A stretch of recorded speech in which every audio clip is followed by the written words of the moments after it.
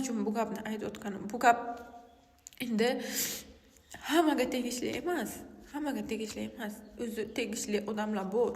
Hech qachon odam nima bu der ayniqsa ona bo'lsa hech qachon men ishonamanki o'zini farzandini qanaqadir vaziyatdan qutulish uchun pachav kasal demasa kerak. Men bu narsaga ishonmayman.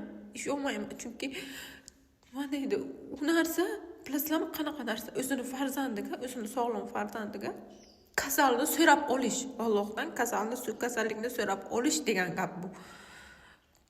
O'sha narsa rostdan ham bo'lishidan qo'rqadi odam.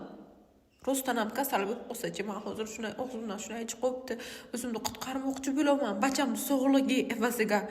Yo'q, unaqa emas. Hech qachon hech qaysi ona, ayniqsa o'zbek onalari unaqa ishni qilmaydi.